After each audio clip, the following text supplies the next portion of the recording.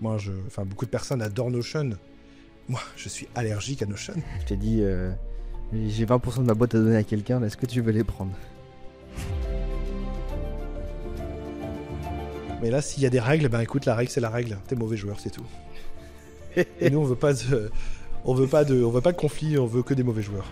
Et très souvent, quand on parle du comité juridique, eh bien, soudainement, il y a le sang qui redescend. Être associé, c'est un peu comme être un couple. Oula. Alors non. Alors il y en a qui diront oui, mais il reste quand même 67%. C'est vrai, il reste 67%. Mais je pense que ceux qui disent ça ne connaissent pas les charges d'une entreprise. Comment est-ce qu'on a fait pour régler la majorité des problèmes chez Smooth en seulement 6 mois? C'est dans cette vidéo, dans ce petit podcast, que on va vous expliquer un petit peu comment est-ce qu'on a réglé la plupart de ces problèmes. Tout ça grâce à un seul homme.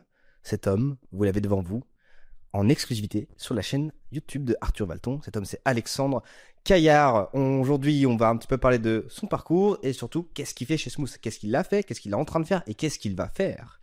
Et voilà, petit podcast chill. Donc, prenez un petit café, allez marcher, allez courir, faites-vous plaisir. Ça va durer entre 1h et 1h30 à peu près. Et puis c'est déjà pas mal. Est-ce que j'ai oublié quelque chose? Non, on est good? Non, on est prêt à partir. On a loué une petite maison, une petite villa dans le sud de Rennes.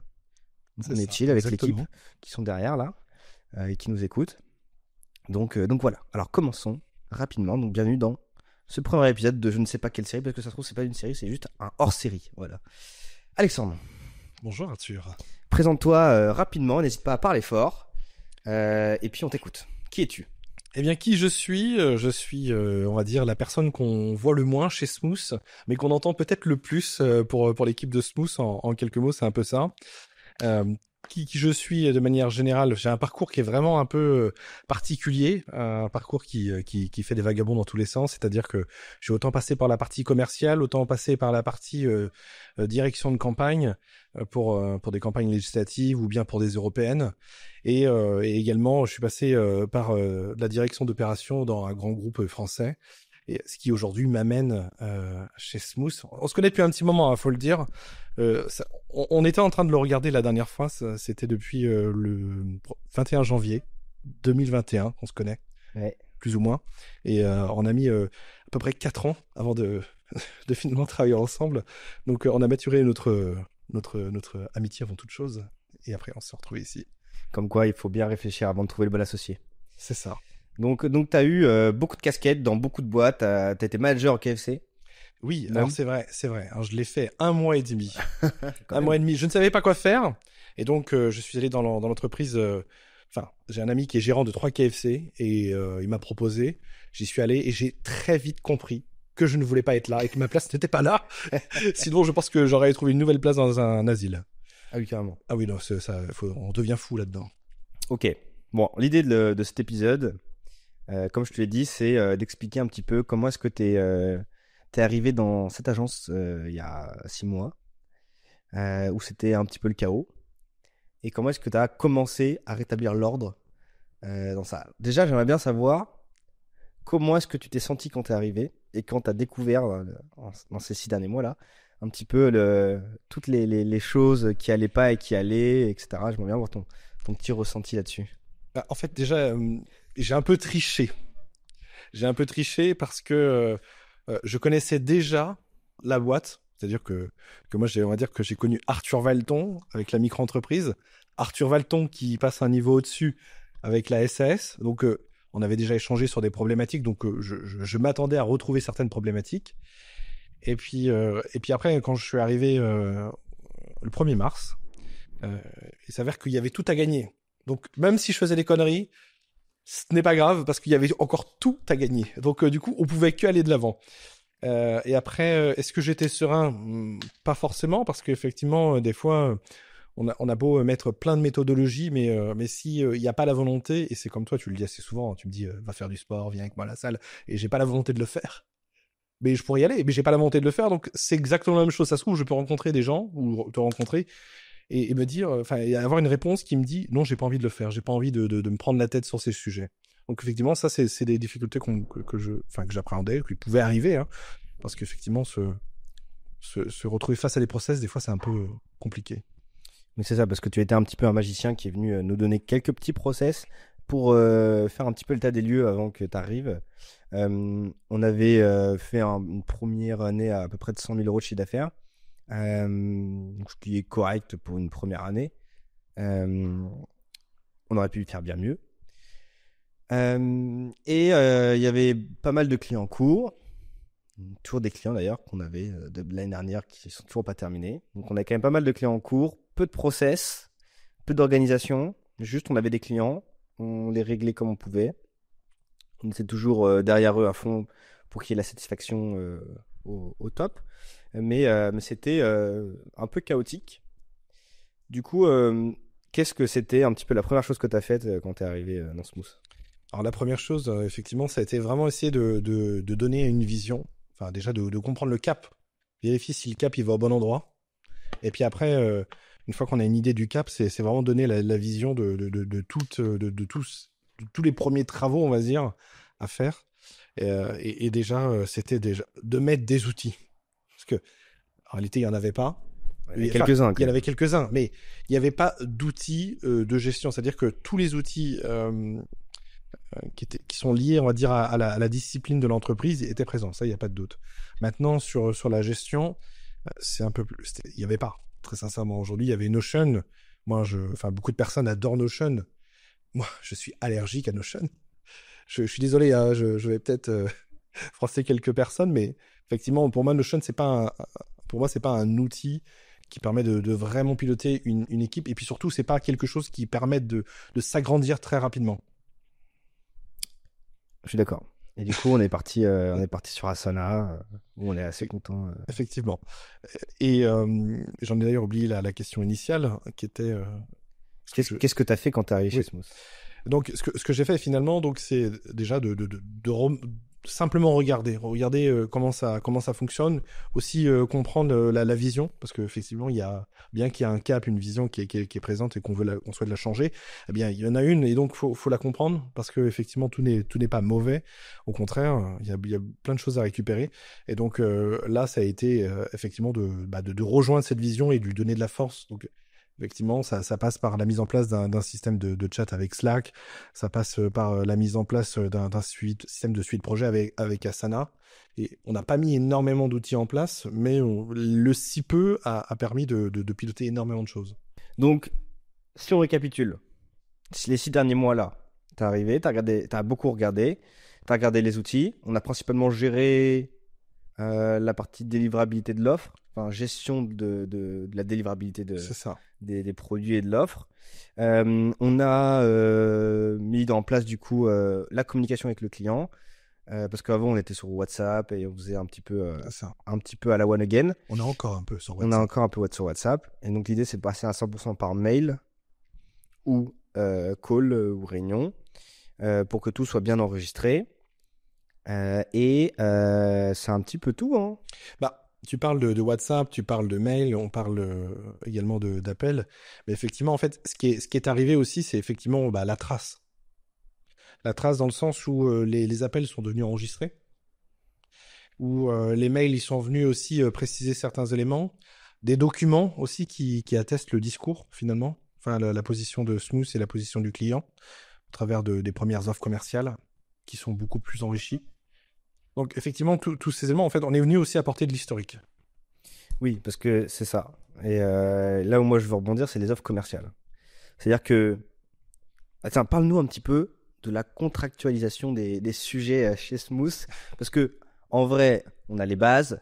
Quand on est une petite boîte, et notamment quand on a un profil comme le mien qui a appris de rien, où je suis freelance et j'apprends un petit peu sur le tas, pour moi, il y avait devis, facture, CGV, tu vois, je connaissais pas grand-chose.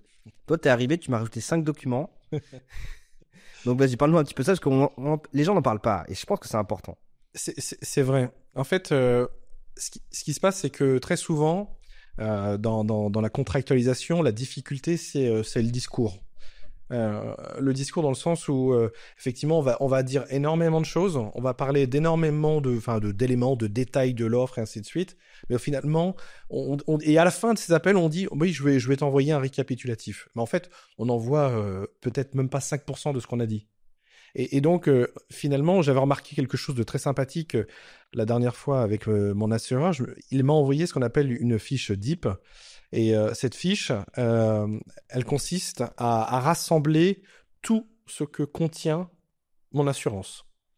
Enfin, ou bien ce que je souhaitais souscrire. Et en fait, je me suis dit, effectivement, et j'ai trouvé ça très intéressant, et je me suis dit, en fait, chez Smooth, il faut ça. C'est-à-dire que on a un discours, et on n'a pas le temps à chaque fois de réenvoyer des récapitulatifs qui vont varier éventuellement. Donc on s'est dit, en fait, c'est quoi l'offre ? On l'a détaillé sur un document, on a appelé ça des fiches FIP, donc des fiches d'information précontractuelles qui permettent qui permettent d'être lues par le client à tout moment. Ça reprend l'intégralité de l'offre, donc qu'est-ce qu'on y vend, comment ça se déroule, et aussi les modalités de paiement et également tout un tas de petites choses qui sont importantes. Et donc on a mis ça, on a mis en place l'étude des besoins, parce qu'effectivement, le client, il évoque toujours plein de choses, et puis finalement, on ne retient pas forcément tout, et des fois, le client il dit « Oui, mais moi, je l'ai dit, et ça ne l'est pas. » Et en fait... C'est pas noté, ouais. Et donc, l'étude des besoins permet déjà, dans un premier temps, avant d'entrer dans l'offre commerciale, parce que très souvent, on passe du temps aussi à éditer des offres commerciales, et l'étude des besoins, elle permet, dans un premier temps, de dire « Voilà, vous avez dit ça, et nous, on l'a compris comme ça. » Est-ce que vous comprenez exactement la même chose de ce qu'on a compris de vous ? Et donc, si déjà ça, l'étude des besoins est claire, avec tout ça, je dirais que 90% de l'offre commerciale est faite. Oui, elle est faite en quelques mots. C'est vrai. Et en fait, on oublie vite parce que on se dit vas-y, on note par-ci par-là, on le fait à l'arrache parce que tout ce qu'on veut c'est closer. Une fois qu'on a closé, bon, il faut qu'on délivre, etc. On n'a pas envie de s'emmerder avec tous ces sujets. Je sais pas s'il y a beaucoup de grosses entreprises qui font des trucs comme ça. Mais moi, j'ai parlé avec des gros fondateurs d'agences qui m'ont jamais parlé de ça. Oui, alors peut-être qu'eux, ils ont d'autres méthodes. Mais en tout cas, je pense qu'il y a forcément un problème quelque part, parce qu'il y a forcément des choses qui passent à la trappe. Alors, ça dépend. Soit ils sont sur un menu McDo, c'est-à-dire que là, tu choisis un menu, tu as un choix avec des sandwichs, tu as un choix avec un accompagnement, une boisson, et puis tu appuies sur valider, tu as le prix. Chez Smooth, il n'y a pas ça. Chez Smooth, il y a la base de l'offre, et puis après, tout ce qu'on trouve à côté, tout ce qui va être en annexe, les supports de communication, par exemple sur l'offre Brain, qui sont variables. Et donc, nous, ce qu'on veut, c'est qu'on veut être clair. On vend quelque chose pour que les clients deviennent clairs sur le marché. On doit être clair aussi. C'est important. C'est important. Donc, arrive la fiche FIP, arrive l'étude des besoins, et à partir de là, nous, on crée une offre commerciale et le client a toutes les informations à sa possession. Magnifique. Est-ce qu'il y a d'autres points à aborder sur les choses que tu as fait là, chez Smooth, depuis le début ? Oui, effectivement. Un autre sujet qui d'ailleurs concerne beaucoup de prestataires externes. Il faut savoir que les prestataires, très souvent, ils râlent pour être payés. Ah ouais ? Ils râlent dans le sens parce qu'on a oublié de les payer, on est en retard. Et ça part pas d'une mauvaise volonté. Et très souvent, des fois, il y a un devis qui passe par mail. Et puis, il y en a un deuxième parce qu'on a demandé une correction. Et puis finalement, on signe le premier. Et finalement, tout le monde s'en mêle les pinceaux, ça devient chaotique.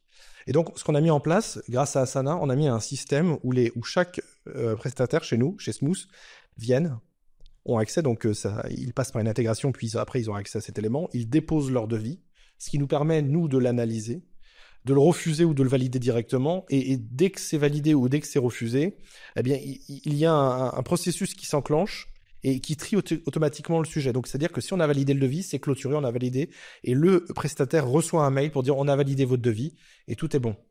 Et puis, une fois que la prestation est terminée, pareil, ils vont déposer donc leur facture de la même manière et demander le paiement. Ils réclament le paiement, et puis là, c'est parti. Et on est sûr que chaque prestataire sont payés dans les temps. Et que nous aussi, derrière, on ne prenne pas de pénalité. Parce que c'est aussi un sujet, la pénalité. Oui, il y a tellement de règles en France, dans tous les cas, qu'il faut qu'on les suive bien. etc. C'est un enfer. Ils ont pas besoin d'être en France pour être embêtants, ils peuvent être en Suisse. Ah oui. La petite privée de joke qui passe bien.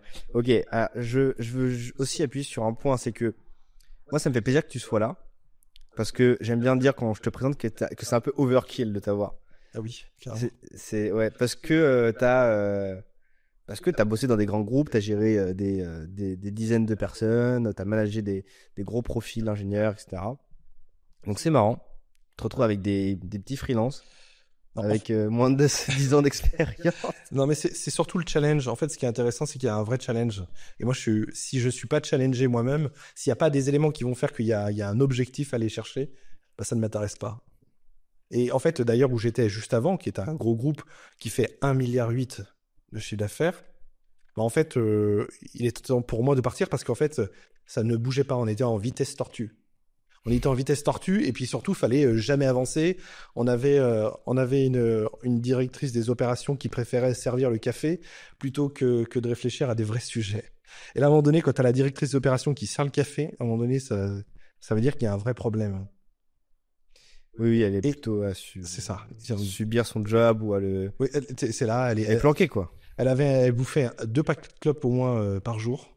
C'était impressionnant. Elle avait la clope au bec, elle en pouvait plus, quoi. Elle était en souffrance. Donc moi, je ne vais pas dans ce genre de souffrance. Non, mais et puis surtout, ce qui est amusant, c'est que Smooth, indirectement, je l'ai apprivoisé il y a pas, ça date pas du 1er mars, ça date depuis un petit moment parce que Smooth, il y a eu des questions qui m'ont été posées, on se posait souvent des questions, enfin, on échangeait souvent. Donc Smooth, en fait, finalement, il y avait un petit bout de moi qui était déjà dans Smooth, indirectement. Puis c'est ainsi, c'est un challenge parce que la vision est intéressante et puis et moi cette vision aussi elle est importante. Qu'est-ce qui t'excite dans la vision de Smooth, Alexandre? Au-delà de son fondateur.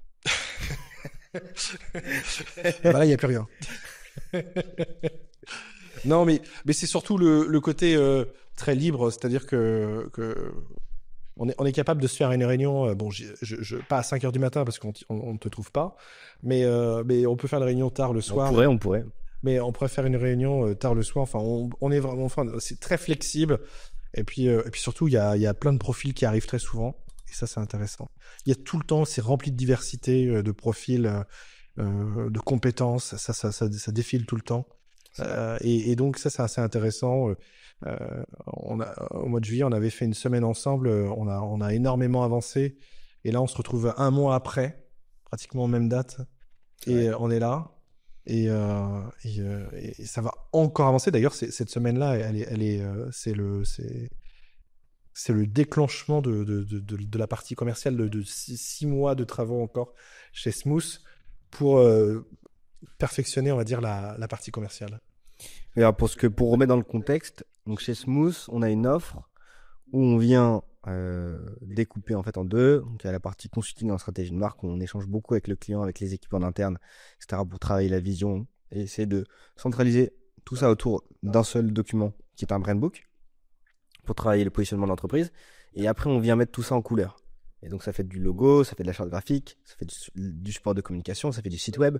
Et en fait, mine de rien, pour faire tout ça, il faut un consultant, il faut un directeur artistique, il faut un infographiste, il faut un designer 3D des fois, un motion designer, un développeur, un UX designer. Donc on se retrouverait rapidement avec une petite équipe qui est pas loin de 10 dans les gros projets. Et tout ça, il faut les manager, il faut les processiser et il faut les payer. Et tout ça... Il faut les cadrer aussi, parce qu'il faut quand même le dire, on a quand même de sacrés sauvages des fois qui arrivent. Et il y en a certains, ils arrivent, ils sont, comment dirais-je... Enfin, ils arrivent, ils ont jamais eu de cadre. C'est pas péjoratif, hein, loin de là. Mais soudainement, ils arrivent dans un milieu où c'est hyper cadré et c'est aussi déstabilisant.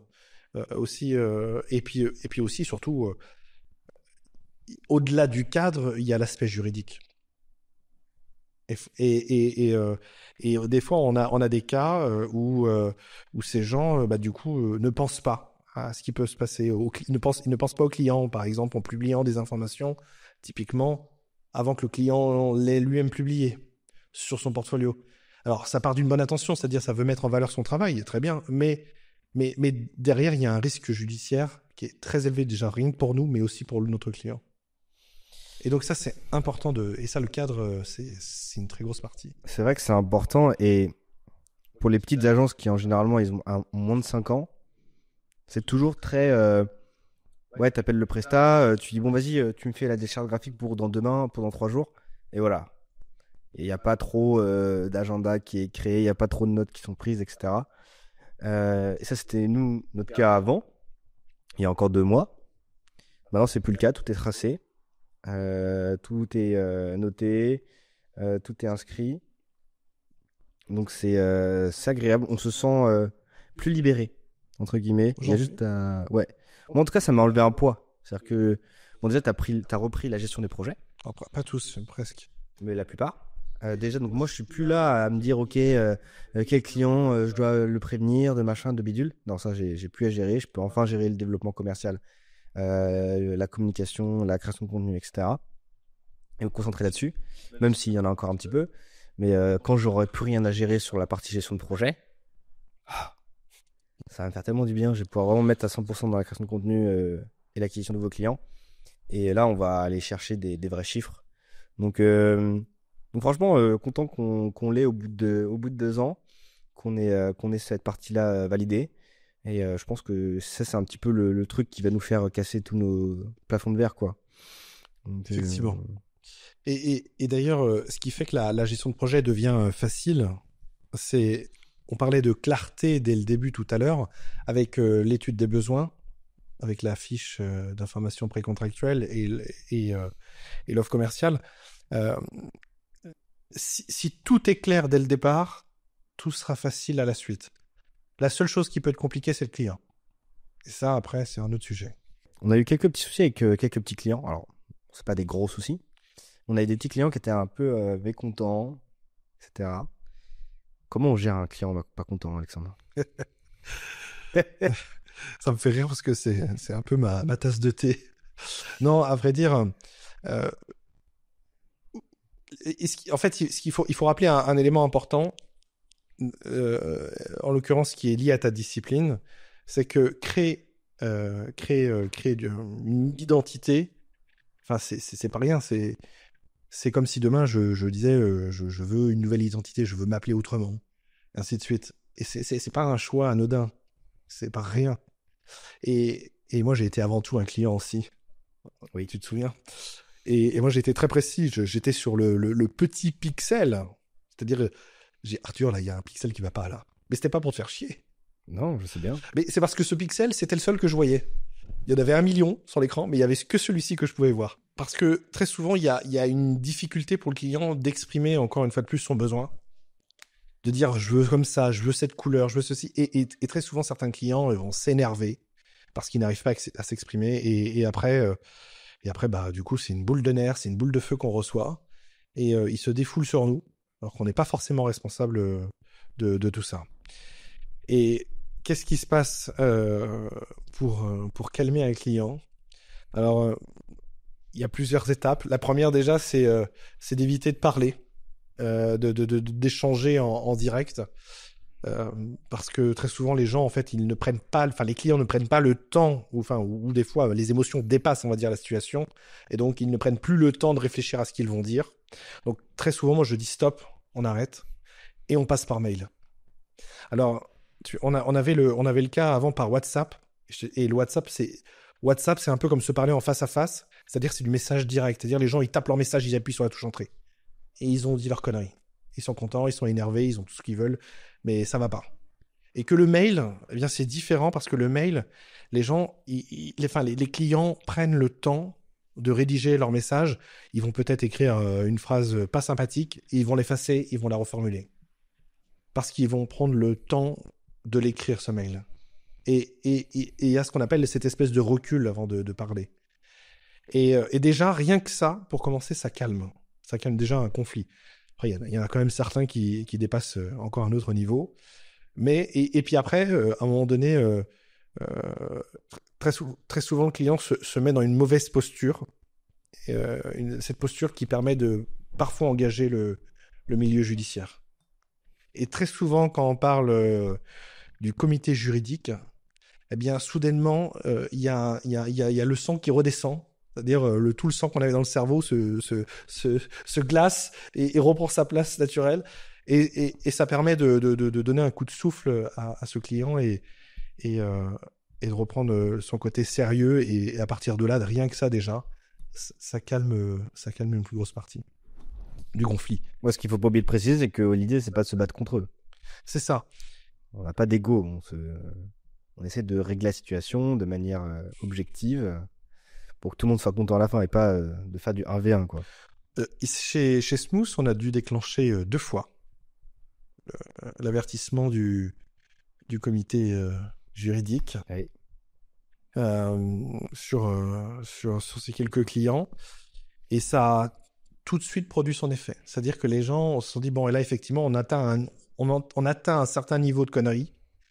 Et quand je dis conneries, c'est pas pour dire qu'ils disent des conneries, mais enfin, à un moment donné, quand plus rien ne va, ça permet de marquer un moment et de dire, oula, on est parti où là? Qu'est-ce qu'on fait? Que ce soit pour Smooth, ou que ce soit bien pour le client.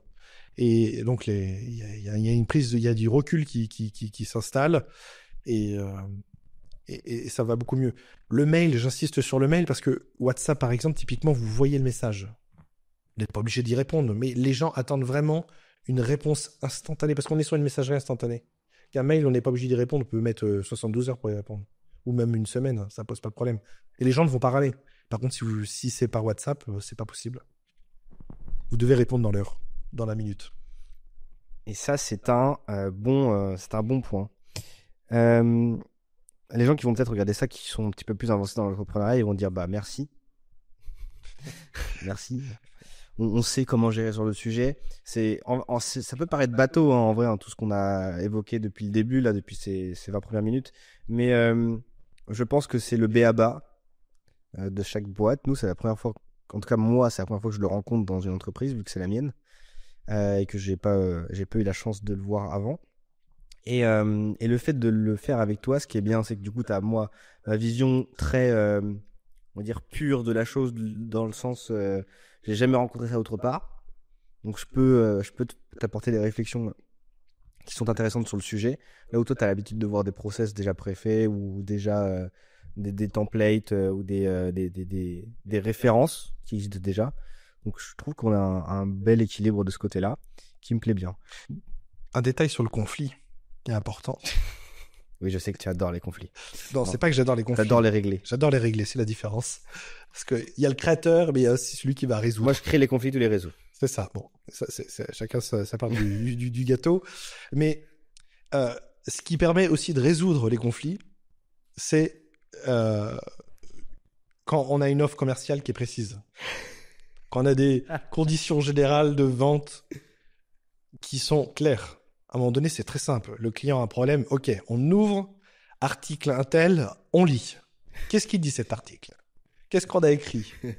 Et là, souvent, bah oui, on l'a pas écrit. Vous l'avez pas dit. Vous avez oublié. On l'a pas retenu. Vous n'avez pas remarqué qu'on l'avait pas noté. C'est pas une question de mauvaise volonté, mais c'est juste que ça n'a pas été contractualisé. Et le contrat, eh bien, ça permet de régler beaucoup de sujets. C'est un peu comme quand on joue aux jeux de société. S'il n'y a pas de règles, et qu'à un moment donné, on n'est pas d'accord avec l'autre, bah, s'il n'y a pas de règles pour s'y référer, bah, tout le monde hurle et tout le monde envoie le jeu en l'air. Et là c'est la fête des jeux volants. Mais là, s'il y a des règles, bah, écoute, la règle, c'est la règle. T'es mauvais joueur, c'est tout. Et nous, on veut pas de conflit, on veut que des mauvais joueurs. Quand il y a effectivement un conflit. Ok, donc là, si on résume, t'as mis les mains dans la boîte, t'as mis des règles, t'as mis des contrats, t'as mis des offres commerciales, t'as mis les process. Maintenant, qu'est-ce qu'on fait quoi? Alors, déjà, c'est pour cette partie, donc celle-ci, on va la laisser rouler un petit peu, et c'est de remarquer tout ce qui n'est pas dans les process. Parce qu'il y a forcément des choses qu'on a oubliées. Et au-delà de ça, il y a l'évolution, quoi qu'il arrive. Donc l'évolution va faire que ça nécessite un changement. Donc tout ça, on va remarquer tous ces éléments qui, comment dirais-je, sont, on va dire, en dehors de ces process. On va les noter, on va vérifier si ce ne sont pas des cas particuliers. Si ce sont des cas particuliers, on va réfléchir à comment on les traite. Si s'ils se reproduisent. Et s'ils se reproduisent excuse-moi, s'ils se reproduisent plus, eh bien, à ce moment-là, ça ne sera plus un cas particulier, mais un cas d'usage. Donc, ceux-là, on va les laisser rouler. Et la suite, maintenant, comme je disais, c'est de mettre en place un système bien ficelé pour la partie commerciale. Et donc, ça entend, c'est ça que tu voulais savoir. Ça entend, c'est-à-dire que il y a un client qui arrive chez nous. Ce client, donc, il a pris son rendez-vous. Arthur va le rencontrer en rendez-vous. Le client va exprimer son besoin et on va le recenser dans une étude des besoins qu'on va envoyer au client, que le client validera. Donc, on aura un outil qui permettra de dire, voilà, vous voulez un support de com, enfin, vous voulez une off-brand, eh bien, du coup, on vous met ça. Vous voulez tel support de communication, et là, on va poser toutes les questions possibles. Le client dit vouloir, je prends l'exemple des cartes de visite parce que c'est un vrai cas. Vous dites vouloir une carte de visite, des cartes de visite, un modèle de carte de visite. OK. Est-ce que cette carte de visite, elle est sur un format standard? Enfin, est-ce que c'est le 85 x 55? Est-ce qu'on imprime? Le client dit non, donc on dira le client veut un modèle, le client veut ce format, le client ne veut pas imprimer, ne souhaite pas qu'on imprime la carte de visite. Et donc, ça sera écrit de manière très simple. Et si le client, admettons, veut qu'on imprime, alors à ce moment-là, ça sera d'autres questions qui interviendront. Et en fait, toutes ces questions, eh bien, on y a déjà réfléchi. Ces questions sont déjà apparues plusieurs fois sur ce sujet. C'est pas la première fois qu'on commande des cartes de visite sur cette terre. Donc, il y a toujours les mêmes questions. C'est-à-dire que le format, le papier, le ceci, le cela. Et donc, ces questions, en fait, toi, l'idée, c'est que tu n'y réfléchisses plus. C'est-à-dire que la machine, elle est en face de toi. Forcément, tu as toujours ce côté expertise qui peut intervenir, mais l'idée, c'est de manière... Les questions les plus bêtes qui reviennent tout le temps, eh bien, elles seront inscrites dans cette machine, dans cet outil plutôt, et donc, il y aura juste à cliquer avec la souris de manière très rapide, et au moins, on aura pris l'intégralité des informations. Ça, j'aime. Et là, donc, une fois que ça s'est fait, donc cette étude de besoin elle sera éditée avec un numéro unique qui sera envoyé au client. Le client la validera ou la refusera. Puis on la réadaptera. Et puis si le client est favorable avec tout ça, on pourra commencer à faire une proposition financière. Si celle-ci est favorable, alors on partira en édition pour générer l'offre commerciale qui sera générée à partir des éléments de l'étude des besoins. Parce que l'étude des besoins nous permettra de recenser tout ce qu'on a besoin de savoir dans l'offre commerciale. C'est idéal. C'est idéal. C'est vraiment... propre, ça ressemble à l'aviation. L'aviation, c'est une checklist. On veut démarrer un avion, il y a tout un tas de checklists. Et la checklist, elle nous permet de l'avion égaré au parking, à le faire, à l'emmener à son endroit d'embarquement, le faire reculer, le faire décoller. C'est-à-dire, il y a un moteur qui prend feu, on a la solution, et on le fait atterrir, et on l'amène à l'endroit de débarquement. C'est-à-dire que tout est clarifié. Un autre sujet, j'aimerais qu'on parle des ressources humaines, M. Caillard. Parce qu'effectivement, nous sommes que 2 dans l'entreprise aujourd'hui, mais nous travaillons avec beaucoup d'indépendants. C'est vrai. Et je ne compte pas recruter beaucoup de salariés tout de suite, pour être honnête, vu malheureusement comment trouver mes mots, la conjoncture. La conjoncture actuelle, voilà. Ou la situation fiscale ou la situation qui nous permette de financer un salarié. Ouais, je suis pas ultra fan, surtout que moi j'ai des potes qui ont dû licencier alors qu'ils étaient en train de faire faillite et ça n'a pas été fun. Donc les salariés, je ne ferai pas pour tout de suite, je pense, pour Smooth, même si on fait beaucoup d'argent. Alors oui, mais pas beaucoup de salariés. Et puis j'aime bien les freelances. Comment est-ce que tu vis, toi, cette relation avec... Parce que toi, t'as toujours bossé avec des salariés. Enfin, alors oui, j'ai bossé avec beaucoup de salariés. Bah, dans l'ancienne boîte, il y en avait à peu près 4500. Voilà. Il y en avait 4500, ça faisait beaucoup, oui, c'est vrai. On travaille du coup avec des indépendants, ce qui nous permet d'être agile, mais on perd du coup beaucoup d'argent. On fait pas du tout beaucoup de marge à cause de ça. Donc clairement, comment est-ce que tu vas régler le problème? Parce que je compte sur toi. Et moi, je sais pas comment régler le problème. À part monter les prix.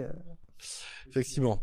Non, enfin, de toute manière, il y a une vraie réponse à ça. Enfin, il n'y a pas de solution miracle, mais en tout cas, il y a une idée. En fait, ce qu'il faut, d'ailleurs, c'est une des choses que je t'ai toujours dit d'ailleurs Quand je suis arrivé, je t'ai parlé d'un chiffre qui s'appelle 33. 33, c'est vraiment le montant qu'on ne doit pas dépasser en termes de coût de charge humaine.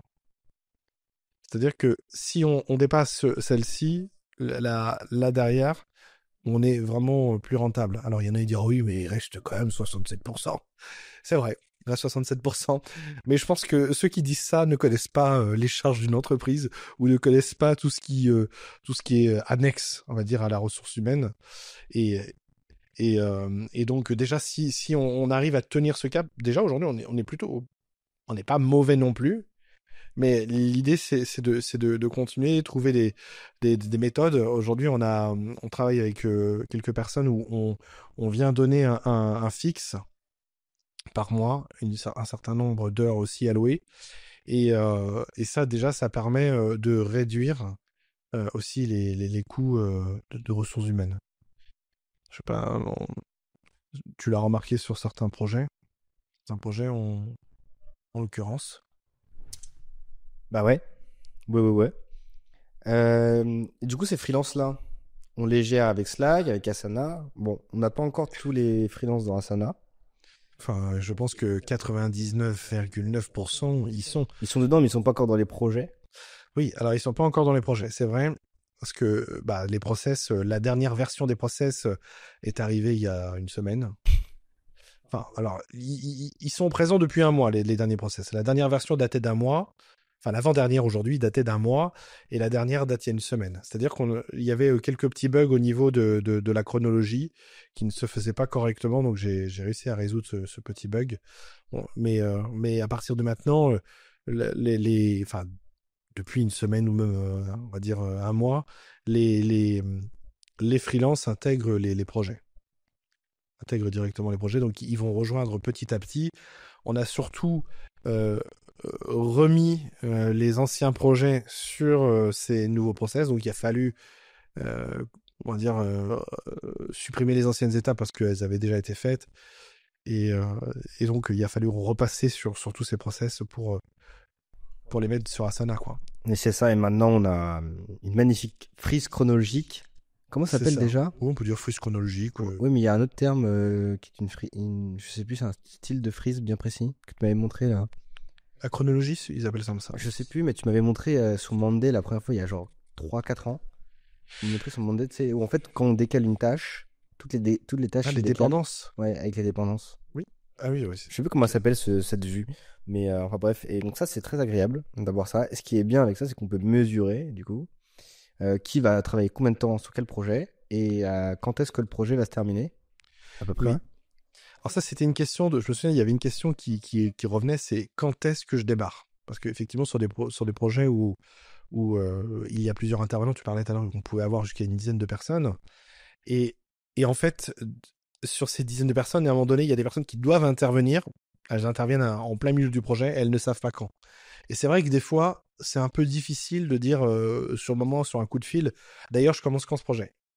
Alors, on regarde le projet, c'est un peu difficile d'évaluer parce qu'il y a certains clients qui vont mettre 3 jours, 4 jours à répondre, et il y en a d'autres qui vont répondre en moins de 24 heures. Donc, quand on est capable aujourd'hui de voir, la vitesse de réponse d'un client. C'est-à-dire que voilà, le client, typiquement, à chaque fois qu'il nous répond, c'est 24 heures. Donc là, il y a sur tout le projet là, il y a 4 retours clients attendus. Il répond toujours en 24 heures. Nous, à chaque fois, on a toujours alloué 72 heures. Donc là, tu peux déjà retirer au moins 2 jours à chaque fois sur chaque retour. Et donc, tout de suite, on voit que son étape va avancer. Donc, il peut avoir une idée, une idée qui va arriver, on va dire, au lieu d'estimer fin du mois, ça va arriver en début de mois, par exemple. Ok, magnifique. Et tout à l'heure, j'ai eu un call, une intégration d'un nouveau designer. Ça s'est bien passé d'ailleurs, avec Dylan? C'est très bien passé avec Dylan d'ailleurs. Et sa question, en fait, l'une de ses plus grandes questions, c'était quand je dois faire ça, quand ça commence. Et je lui ai présenté justement ce système de chronologie. Et tout de suite, il a été rassuré. Il a dit, ah oui, effectivement, c'est clair. Alors je lui ai dit qu'effectivement, on ne pourra jamais lui donner une réponse précise, on ne pourra pas lui dire ça va commencer le 22 en début de projet parce que tout est relatif sur ça. Et comme on est sur quelque chose où on est sur de la création, il y a des itérations à chaque fois, eh bien, finalement, on avait gagné peut-être 3-4 jours à un moment donné sur une étape, mais finalement, il va falloir représenter un nouveau concept, donc du coup, on va reperdre 4 jours. Oui, c'est vrai que c'est un enfer. Tu le sens bien, le Dylan? Oui, tout à fait. Il m'a l'air très cadré, et donc ça me plaît. J'aime le côté très mécanique dans la pensée. Bah, je suis content, on commence à avoir des bons profils. Il nous manque encore un designer 3D. Et oui. C'est un appel, là, je crois, non? C'est un appel. Si vous connaissez un bon designer 3D, n'hésitez pas. Moi, ce qui me casse les pieds, c'est qu'on ne peut pas se payer les meilleurs designers pour l'instant. Et qu'un designer 3D, ça coûte cher, un bon photographe, ça coûte cher, un bon designer UX, ça coûte cher. Et aujourd'hui, on n'est pas assez cher. Mais ça va arriver. Mais ça me saoule. Tout à fait. En fait, aujourd'hui, la compétence graphique, aujourd'hui, quand je dis graphique, la prestation en elle-même, elle est sous-évaluée.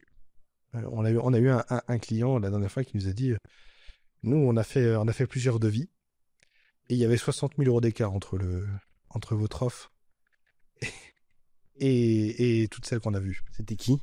Skills. Ah oui. Ouais. Il y avait 60 000 euros d'écart. Et donc finalement, notre offre aujourd'hui, elle n'est peut-être pas assez chère, peut-être, mais ce qui va nous permettre aussi de justifier un certain prix, c'est aussi toute cette gouvernance finalement qu'on apporte. Parce que on l'a vu par exemple on peut les citer d'ailleurs avec Skills, parce que d'ailleurs eux-mêmes en ont parlé plusieurs fois, mais il y avait une certaine frustration à un moment donné dans leur projet, c'est parce qu'ils avaient la sensation qu'on les cadrait plus autant qu'au début. Et donc, ce qui s'est passé, c'est qu'on est venu rapporter du cadre encore plus qu'avant. Et aujourd'hui, ils en sont d'ailleurs très satisfaits de ce nouveau cadre. Et ça, c'est quelque chose qui peut des fois déstabiliser complètement la valeur qu'on apporte. La preuve, parce qu'ils n'ont même pas... Sur le moment, ils ne regardaient même plus ce qu'on avait apporté. Ils regardaient uniquement ça. Ouais, ce qui manquait, en fait. Mais oui, je comprends. Après ça va varier en fonction des clients, j'imagine. Parce que tu en as des clients qui veulent être autonomes, d'autres qui veulent être absolument... Bon, ils peuvent être autonomes, c'est pas un souci, mais ils ne peuvent pas être en autonomie sur comment on réalise une prestation. Non, bien sûr, mais... Ils ne peuvent pas décider. Il y en a, ils ont plus besoin que d'autres d'être assurés, d'envoyer un message, etc. Il y a des clients précis, il y a des clients qui ont besoin d'être assurés, il y a des clients qui sont absents, qui sont fantômes aussi. Et d'ailleurs, c'est pour ça que, et ça, on l'a mis en place avant que tu arrives, mais ça, tu l'as pas remis en place parce que je te l'ai pas dit. Mais c'était pas mal. C'était qu'en fait, tous les lundis matins, on envoie un message aux clients et on leur fait un petit point de l'avancement du projet pour dire ok, on pense à vous, on est sur tel machin. Même si tu as eu le client la veille le dimanche pour X raison, même si on va essayer d'éviter les contacts avec les clients le dimanche. Oui, ça aussi, c'est un sujet. Oui. Bon, après, ça, le fait de travailler le dimanche ou pas, ça c'est autre chose, mais avec le client en tout cas. Mais ce que je veux dire, c'est que je pense qu'il faut qu'on mette ça en place. Après, tu peux me dire ce que tu en penses, mais je pense que tous les lundis, maintenant, il faudrait qu'on envoie un petit message à tous les clients. On va dire coucou, bon voilà les bilans, machin et tout. Je sais que j'avais déjà eu des retours très positifs de ces derniers, donc pourquoi pas le remettre en place, parce que du coup, vu que c'est toi qui es passé en gestionnaire de projet, ce serait plutôt ton rôle de faire ça. À la différence, on peut le faire, c'est pas un souci, mais aujourd'hui, la majorité des clients ont accès à leur gestion de projet. Ils ont accès à toutes les étapes. C'est-à-dire à tout moment, ils peuvent accéder à l'étape du projet en cours. C'est-à-dire qu'ils ouvrent Asana, ils vont dessus, et là, ils disent « Ah oui, on est là. On en est là. » Ouais, après, ça peut être un mail automatique, tu vois, qui reprend le data d'Asana, qui rédige un petit message avec une IA, qui leur envoie un mail. Mais en parlant de lundi, d'ailleurs, un truc qu'on a mis en place dès mon arrivée, que j'ai demandé, et qu'on a d'ailleurs depuis le début raté 2 fois, bon, pour des événements qui n'étaient pas forcément... Ça va en vrai. On en a raté 2, oui, mais bon, après, c'est juste que moi, j'étais absent pour des raisons personnelles. Mais sinon, ou bien on en a raté un. C'était parce qu'on était... c'était il y a le mois dernier. C'était parce qu'on était, on était en face à face. Donc, Ouais, mais on n'a pas raté c'était beaucoup. pas forcément nécessaire. Mais sinon, on a mis en place donc un opening tous les lundis. On se retrouve vers midi, enfin un moment dans la journée. Et on fait le point. On fait le point de tout ce qu'il y a à faire. Et de tout ce qui n'a pas été fait. Enfin, de tout ce qui n'a pas été fait et tout ce qui doit être fait et de tout ce qui est urgent aussi. Et on parle aussi éventuellement de certaines difficultés. Et après, on a un closing qui arrive le jeudi, généralement en fin de journée. On l'avait placé à 21h, mais on est en train de le remettre à 18h. Parce que des fois, un jeudi, on est un peu fatigué. Des fois, on arrive souvent à être fatigué. Souvent, les jeudis, c'est des journées un peu intenses parce que tout le monde s'excite dans l'idée. C'est bientôt le week-end, donc tout le monde veut tout et tout de suite. Mais voilà, on a mis un closing. Et pourquoi alors le jeudi? Parce qu'en fait, il reste le vendredi et des fois, il nous arrive très souvent d'ailleurs de travailler le samedi, dimanche, ou on va dire on travaille pas autant peut-être que la semaine de manière intense, mais en tout cas, on a un rythme qui est quand même présent le samedi, le dimanche, et ça nous laisse le temps de faire. Donc, je trouve que c'est bien placé. Je trouve que c'est à mi-chemin dans la semaine pour refaire un point de ce qui a été fait, de ce qu'on a corrigé du lundi, et de ce qui va être encore ou les nouvelles tâches à suivre. Magnifique. Et donc là, on a les next steps. On va dire, je dirais, du coup, la partie commerciale, ça on en a déjà parlé. Stabiliser nos équipes de freelance. C'est ça. Stabiliser surtout le process d'intégration. En fait, lui, je dirais qu'il est opérationnel à 75%. Il y a eu des mises à jour parce que, étant donné qu'on est venu installer des outils, on avait encore par exemple des formulaires qui étaient présents sur d'autres outils aujourd'hui qui est en train d'être basculé. Donc, il reste encore quelques éléments. J'allais dire le process d'intégration, j'allais dire le process de désintégration, mais on pourrait dire que ça fonctionne aussi. C'est-à-dire que on a certains qui rentrent, mais on a peu de départs. On en a eu un qui a dû se faire, mais on va dire c'est le seul. Et c'est à ce moment-là que j'ai dû y penser. Sinon, j'avais pas pensé à ça. C'est vrai qu'on avait oublié. J'y avais pas pensé. Mais après, indirectement, je dirais qu'on n'est pas trop très impacté parce que finalement, il y a quoi? Il y a 2 outils où on doit les retirer, qui vont être Slack et Asana, parce qu'on a aussi un process d'offboarding dans nos process clients. C'est-à-dire que quand le prestataire a terminé sa mission, il quitte tous les éléments qui sont liés au client. Donc déjà, il n'est plus sur les fichiers. Ça, c'est dans la théorie. Ça, c'est la théorie, ouais. Dans la pratique, je l'ai pratiquement mis en place. Mais c'est ce qui se passe, en fait. Je suis en train de reprendre tous les anciens éléments. Après, je suppose qu'on exploite mal certains outils parce que j'ai pas réellement mis le nez dessus. Mais je pense que à terme, ça peut être une vraie amélioration. Il y a tellement de choses. Parce que mine de rien, moi, je trouve ça impressionnant le nombre de conneries comme ça, des petites conneries comme ça à gérer alors qu'on est une petite boîte qui fait très peu de chiffre d'affaires, quoi. Oui, typiquement, on laisse accès sur un drive. Il y en a un qui est fâché, il s'amuse à effacer les fichiers. Ça, c'est un truc qui peut arriver. Bon, après, si ça arrive, il a l'avocat aussi qui arrive. Et puis, on les sauvegarde, mais... mais oui, c'est pas... Mais voilà, ce que je veux dire, en fait, ce sont des petits détails comme ça qui peuvent nous pourrir la vie. Et il y en a certains, ils sont assez enfantins pour le faire. Oui, c'est sûr que maintenant, on voit de tout.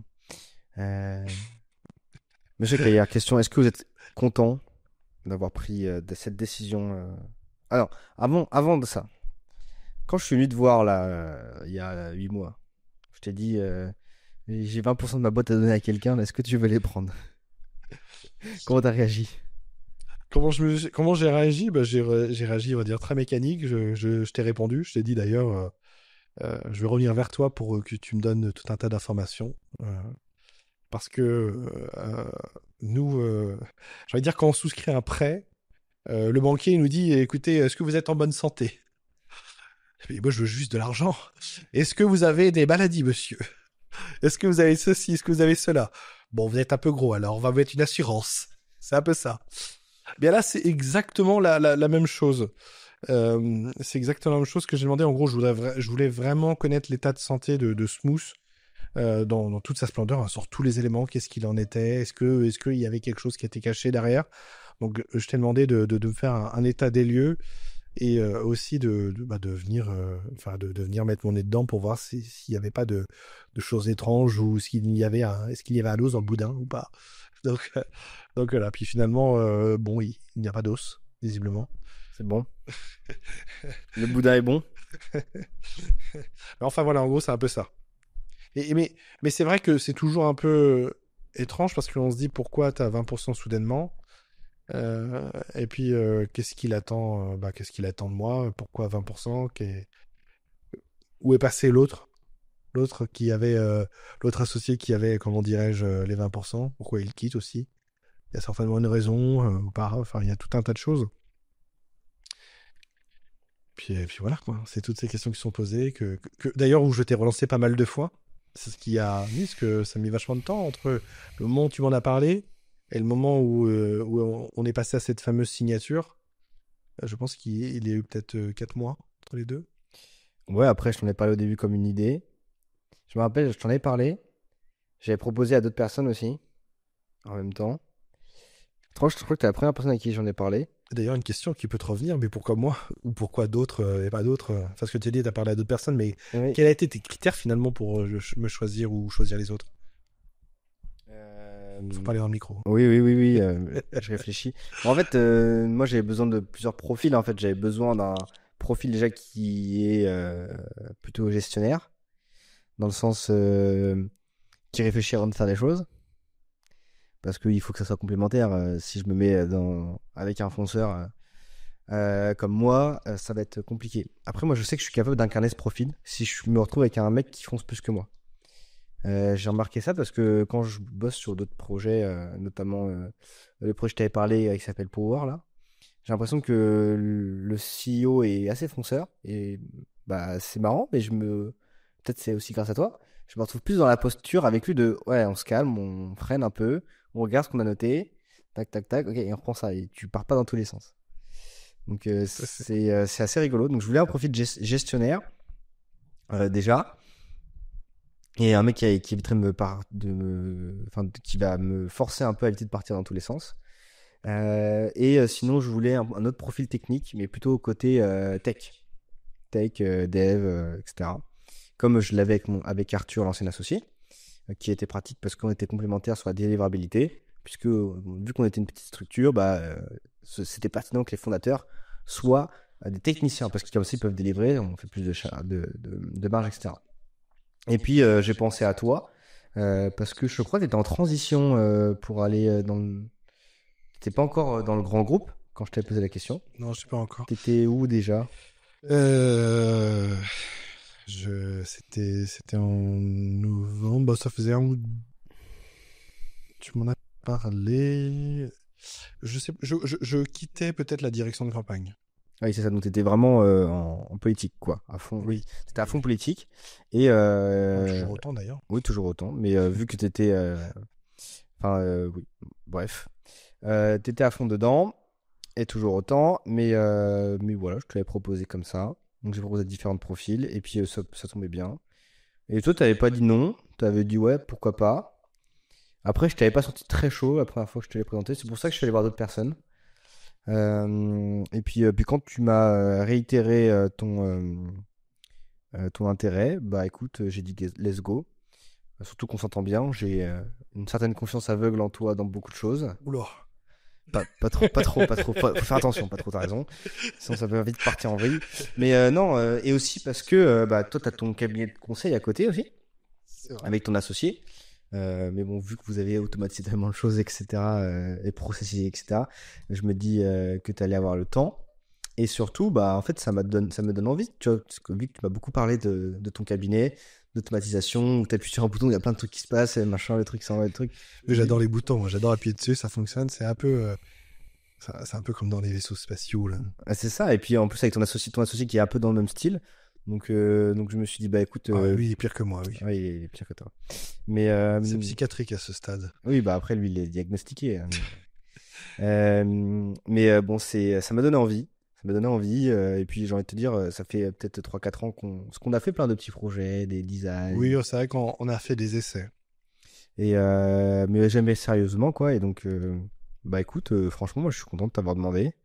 Et puis, ça m'enlève une sacrée épine du pied. Et puis, c'est marrant, parce que chaque jour qui passe chez Smooth, je me dis, ah, mais qu'est-ce que je vais faire s'il s'en va?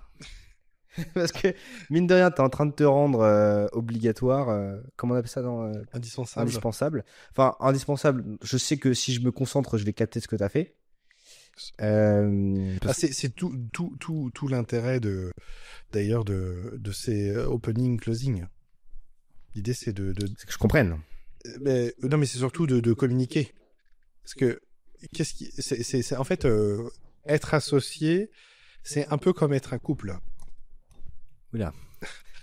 Alors non, on partage pas. On partage effectivement un environnement de travail. Je tiens à rappeler. Mais en fait, s'il n'y a pas de communication, il n'y a pas d'avancée. Ça, c'est certain. Et puis surtout, à un moment donné, chacun avance de son côté et c'est pas l'intérêt. L'idée, c'est vraiment d'unir les forces. J'espère pas que c'est un slogan. Mais ça pourrait vite arriver un slogan. Non, mais et il y a ça. Et d'ailleurs aussi... dans le changement, enfin en parlant de ce que tu parles, il y a beaucoup de changements, mais et je pense à ça et il faut que je le dise, c'est que bien que je fasse beaucoup de changements, il y a aussi le changement comment il a été accompagné, parce que on parle aujourd'hui de changer les choses, mais il faut les accompagner. C'est-à-dire que aujourd'hui, enfin quand on a mis en place des process, enfin il a fallu t'accompagner aussi sur ces nouveaux process.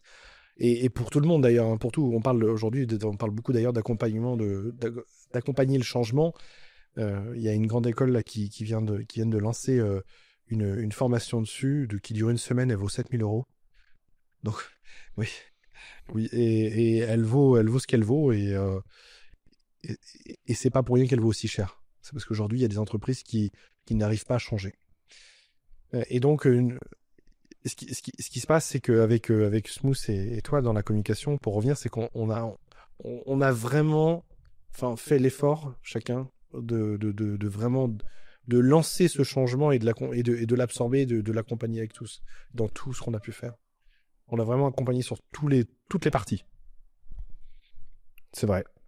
Donc, c'est aussi pour ça que d'ailleurs, même si j'étais amené à partir, tu ne seras pas vraiment perdu.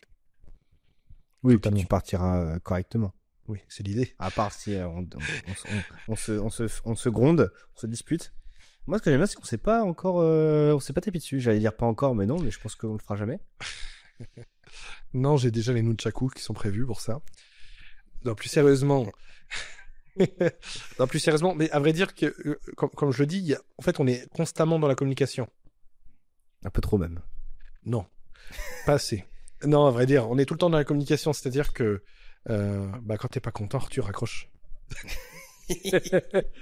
Non, c'est pas ça. Ce que je veux dire, c'est que on est toujours en train de communiquer, et très vite, dès qu'il y a un truc qui ne va pas, on le dit aussitôt. En fait, on attend. Il y a rien qui a le temps de s'envenimer. C'est-à-dire que Arthur, je suis pas content. Alexandre, je suis pas content. Voilà. T'as un truc à me dire là ou pas? Non. Toujours bien. Non. S'il va ranger ta tasse. C'est pas la même, celle de notre ami. Non, à vrai dire, non, mais on est tout le temps en train de se dire les choses, et donc en fait, comme on n'a pas le temps de laisser le truc pourrir, il n'y a pas de conflit qui peut naître.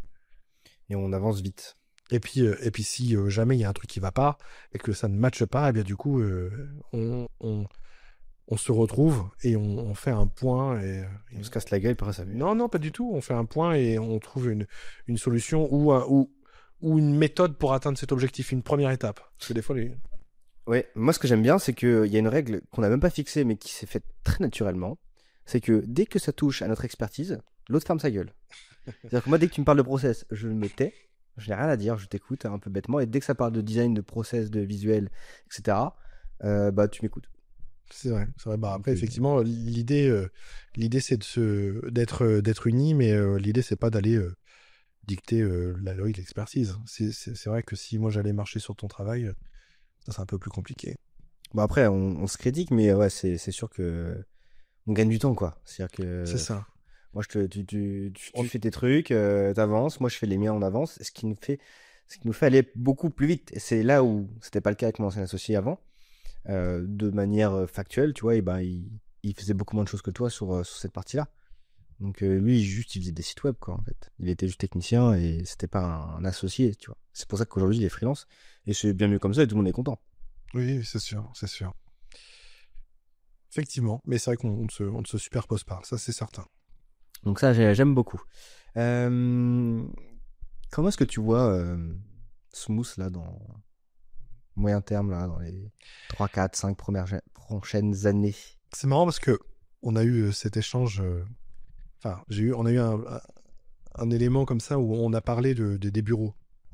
Et Ah oui. je t'ai dit une phrase forte qui dit si on ne change pas maintenant, dans un an, Smooth est fermé. Ah oui, putain. Et ça, c'est une phrase qui glace le sang. Encore plus pour son créateur. Encore plus pour moi, ouais. Pourquoi? Parce qu'effectivement, en fait, aujourd'hui, tout à l'heure, tu parlais de marge, de rentabilité, et je te dis, l'objectif, c'est d'atteindre ces 33%. Et en fait, et en fait, je vais y arriver. euh, je réfléchis à la tournure de ma phrase. Aujourd'hui, on a prouvé qu'on était capable, à nous-mêmes, dans un premier temps, on s'est prouvé qu'on était capable de produire quelque chose de qualitatif. C'est-à-dire un élément, on est capable de produire des choses de qualité.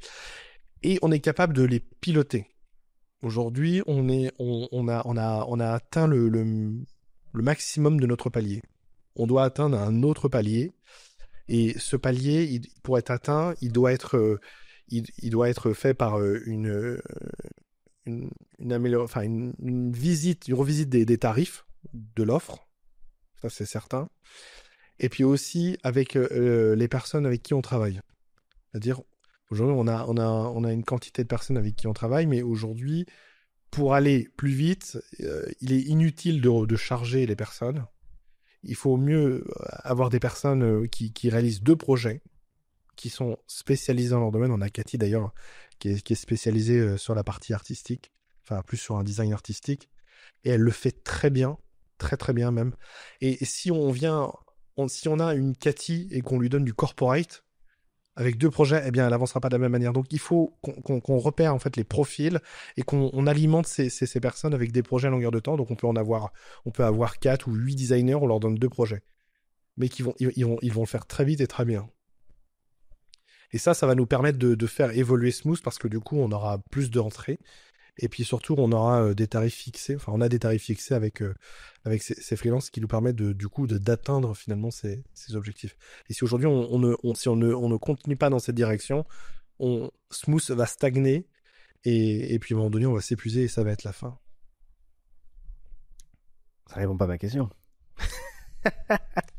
Non, mais ça c'est vrai que c'est important et je pense qu'il y a Et beaucoup donc, de gens qui le sous-estiment. bah, si ça répond indirectement en fait, enfin, si tu veux que je réponde à ta question, je vais te donner une phrase que je vais Ah, tirer de ce que je viens de dire. admettons, ça se passe bien. Parce que tu vas être là, donc ça va bien se Oui. passer. Non, mais justement, c'est pour ça que l'autre jour, je te disais que effectivement, on a passé une semaine ensemble. Et quand je dis une semaine, c'est-à-dire que on a vraiment passé une semaine. On était littéralement à 5 mètres, à moins de 5 mètres tout le temps, que ce soit de nuit ou de jour. Parce que toi, tu étais sur la chambre en dessous et j'étais sur la chambre au-dessus. On mangeait les mêmes repas, on cuisinait. Enfin, c'est-à-dire qu'il y avait vraiment une vie en communauté, vraiment pour le coup. Et on a énormément avancé en une semaine. Parce que ça a été plus facile. Et cette semaine, c'était l'objectif de lancer la partie commerciale. Et bon, là, on n'a pas trop avancé sur ces 2-3 premiers jours. Je te l'ai dit tout à l'heure, j'aimerais bien qu'on booste un peu plus. Et je sais qu'on va le faire, tu m'as dit demain. Et donc, ça va permettre de lancer le moyen terme, ce que tu attends.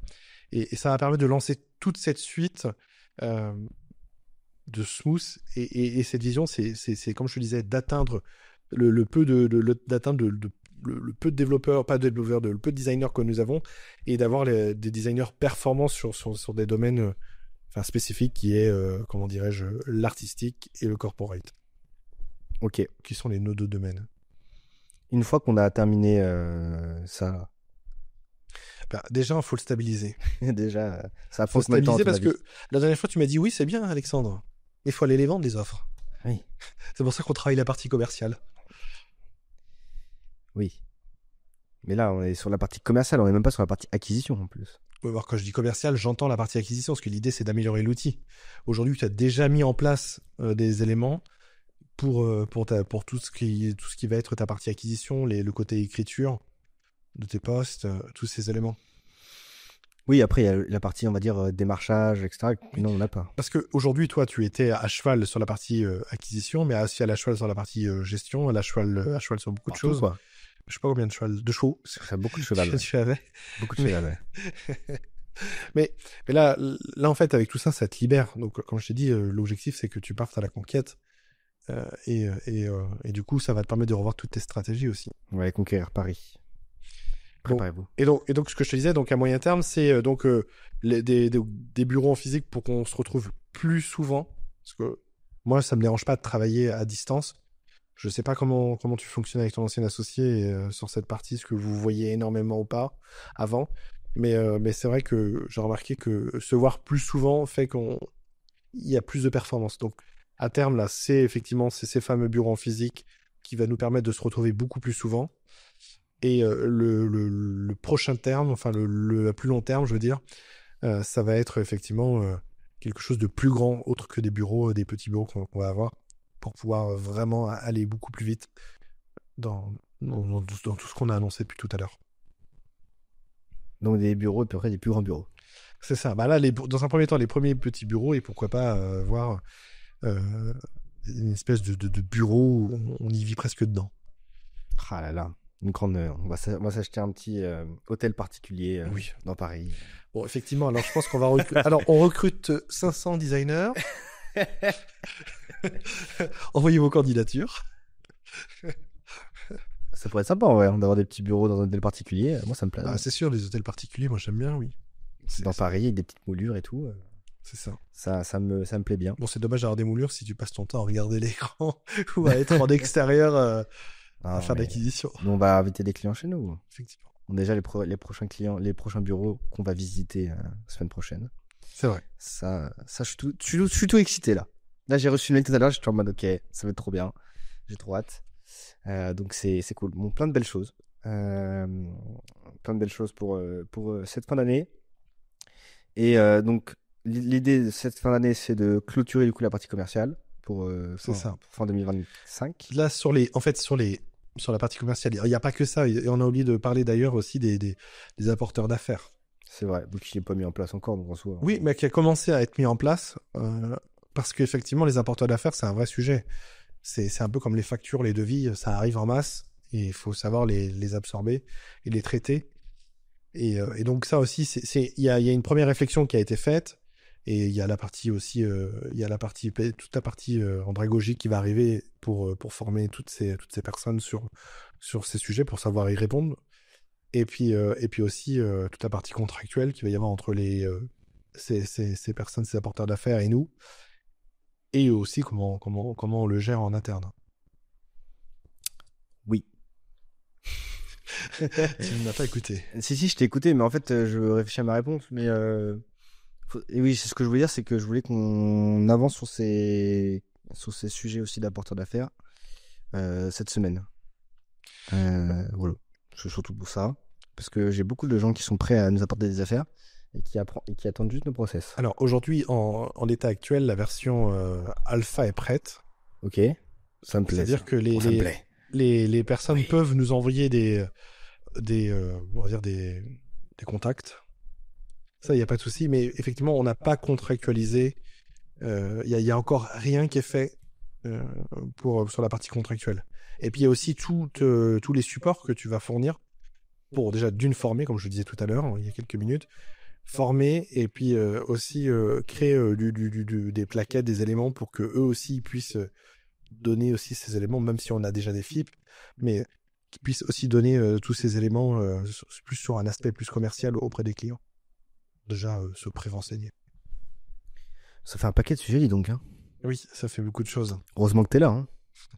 Ça va, je suis flatté là, c'est ça. Bah non, mais c'est vrai. Effectivement, t'as vu, ça fait 1h30 qu'on parle presque.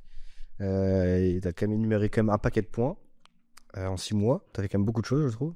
Donc déjà, merci d'être venu et de contribuer à ce projet qui est le mien de base, tu vois. Parce que quand c'est pas le sien, des fois on peut se sentir pas trop concerné. Moi, ça me fait plaisir. Et j'espère que tu te sens un peu chez toi aussi, dans Smooth. Oui, ça va. Je suis relativement bien bichonné. Ouais. Non, mais c'est important parce que, entre guillemets, je vais dire que Smooth c'est mon bébé, même si en vrai, ça pourrait être Smooth ou pas. Enfin, je suis pas trop attaché, tu vois, à cette boîte dans le sens émotionnel. Parce que j'essaie de me détacher de l'émotionnel quand on parle business. Mais ça reste une belle partie de ma vie, quand même, parce que je suis jeune. Donc on pourrait penser que c'est mon bébé et que du coup, voilà. Mais moi, ce que je veux, c'est que ce soit le tien aussi. Ça va, la garde alternée est plutôt... Ouais. elle se passe plutôt bien. Non, en tout cas, ça m'enlève une sale épine du pied. Je te cache pas de travailler. À un moment, tu sais, quand on avait vraiment attaqué, enfin, quand t'as commencé à reprendre la partie gestion de projet, il y a 2-3 semaines là, ça Plus quand m'a. même, ça a commencé... Ouais, mais quand t'as tout pris. Parce qu'au début, t'avais les projets un peu compliqués avec où il y avait Oui. certains conflits Ça avec m'a ton pas client. mal occupé, ça. Ça t'a pas mal occupé, ouais. Mais quand t'as pris cela, ça m'a fait du bien. Et quand t'as pris la gestion de projet de tout, euh, ouah, j'ai effacé mon tableau. J'ai effacé les 3 quarts de mon tableau. Je me suis dit, putain, c'est bon, je vais pas me concentrer sur les vrais trucs et pas des bêtises, entre guillemets. C'est pas des bêtises, mais il faut pas que je fasse ça, en fait. C'est pas à moi de gérer ça, c'est pas à moi d'appeler les freelances, de machin et tout. C'est tellement chronophage en plus, ce truc-là. Surtout que je le fais mal. Enfin, tu le fais tellement mieux que moi. Enfin, moi, je supporte pas appeler. Non, mais c'est vrai, regarde. Un truc tout con. Regarde, on prend l'exemple. J'appelle, un client m'appelle, qui me dit Arthur, on a besoin, je sais pas, on doit avancer un truc, ou on a un retard, ou machin, bref. Il faut qu'on fasse ça, il faut qu'on fasse une modification sur tel support. D'accord. On a besoin de le rendre pour telle date et il faut écrire tel texte. J'appelle, machin. Moi, ce que je fais, c'est que je prends 3 notes sur un carnet, j'appelle le freelance, je dis fais ça, et je raccroche. Toi, tout est pris en note à la virgule près. C'est rentré dans le Asana. C'est le freelance et le client qui sont notifiés qu'on a bien reçu la note, qu'elle a bien été prise en compte et qu'elle a été transmise. Et tu t'arranges pour que le freelance comprenne bien le sujet, le rende dans le temps imparti. Et voilà. Donc il y a 20%, 80% quoi, de Oui. performance. C'est la communication. Bah c'est ça. C'est- Mais ce qu'on omet souvent de dire, c'est que les gens pourraient dire oh, vas-y Arthur, t'es une grosse merde ou t'abuses, tu vois. Ah, mais ça, s'il y a quelqu'un qui te dit ça, qui nous contacte, et je serais curieux de savoir quelle note il prend. Oui. Je lui demande, montre-moi tes notes de tout ce que tu as pu noter au passé. S'il me dit qu'il retient tout, c'est qu'il a un seul client. Et encore. Mais non, ce qu'il faut aussi comprendre au-delà de ça, c'est que toi, c'est une habitude et c'est un réflexe que t'as pris depuis longtemps. Oui. Ça te demande aucun effort parce que t'es un peu fait comme ça. Alors que Alors, moi, ça demande quand même ça demande un effort quand même. je pense que ça te demande beaucoup moins d'effort que moi, quoi. Oui, mais après ah, attention. Il y a, il y a un souci en fait qui amène à l'épuisement. C'est parce c'est-à-dire, enfin, ça va être comique parce qu'on parle pendant 1h30, depuis 1h30 là, donc les gens vont dire mais il est comique lui à dire ça. Mais en fait, on n'est pas synthétique. C'est-à-dire que faut pas faire comme Marseille. C'est-à-dire, je veux pas parler de Marseille plutôt. Je voulais dire, on va droit au but dans le sens, le client dit bah je sais pas, il faut transférer typiquement de Figma à Canva. C'est un sujet. Avec plaisir. Eh bien, très souvent, on va commencer à écrire un roman. Le client veut ceci, patati, patata, patati, patata. On écrit plein de choses. Mais en fait, toutes ces choses, elles sont nulles, elles servent à rien. Parce que finalement, si on devait prendre cette phrase et la donner à ChatGPT et lui dire synthétise-moi au maximum ce que j'ai écrit, il va te sortir une phrase pour dire le client veut transférer les visuels de Figma à Canva. Et là, en fait, on arrive à voir qu'avec une simple phrase, on a toutes les informations. Et donc, moi, ce que je fais, c'est que je fais ça, en fait. Je note bêtement, et enfin, vraiment, quelle est l'action qui est demandée, quoi. Sujet, verbe, complément. Le client veut ça. Point. Et ça, ça facilite parce que là, si on doit rédiger un texte, on doit On doit activer le cerveau de Victor Hugo et commencer à écrire des vers sans un truc, et là, c'est fini. Ouais, en tout cas, ça nous aide beaucoup. Cette structure est quand même très agréable. Moi, ce qui me fait marrer un peu, c'est que j'ai l'impression que c'est un peu overkill. Alors que, est-ce que c'est parce que je suis laxiste de nature sur ce genre de sujet, ou c'est parce que on préchote l'avenir? Alors, moi, j'ai mon avis. Vas-y, donne-nous ton avis. Et c'est très marrant parce que dans la boîte où j'étais juste avant, eux, ils n'ont pas pensé à l'avenir. C'est-à-dire que il y a un problème, ils ont construit. C'est-à-dire, il y avait un problème, du coup, le problème, alors déjà, avant de le construire, de résoudre le problème, il y avait un problème longtemps. Puis après, il y avait une solution. Après, souvent, mais la solution, il fallait la faire avec des cure-dents, des bouts de ficelle, des trucs. C'est que du fistage, parce que forcément, il ne faut jamais dépenser une thune. Bien qu'il y avait 1,8 milliard à dépenser. Mais il n'y avait pas... Faut payer les actionnaires. Il n'y avait pas 1 euro pour... il n'y avait même pas 30 euros par mois pour mettre dans un outil. Je me souviens... Enfin, juste une parenthèse, il n'y avait pas 48 euros pour avoir un système de signature électronique dans ce groupe. Ah oui, ils voulaient pas lâcher ça. On préférait payer une personne qui réceptionnait un colis DHL ou UPS confidentiel et qui les scanne, qui les renomme et qui passait une semaine à faire 30 dossiers scannés plutôt que de l'avoir en électronique et d'éviter tout ce chemin. Et donc eux, ils ont construit au fur et à mesure. Et alors moi, du coup, ça m'a permis de voir en fait ce qu'il faut faire et pas faire. Mais l'avantage, c'est que aujourd'hui, je ne sais pas si tu l'as remarqué, mais quand je suis arrivé au mois de mars, il y avait plus ou moins 5, 6, 8 freelance.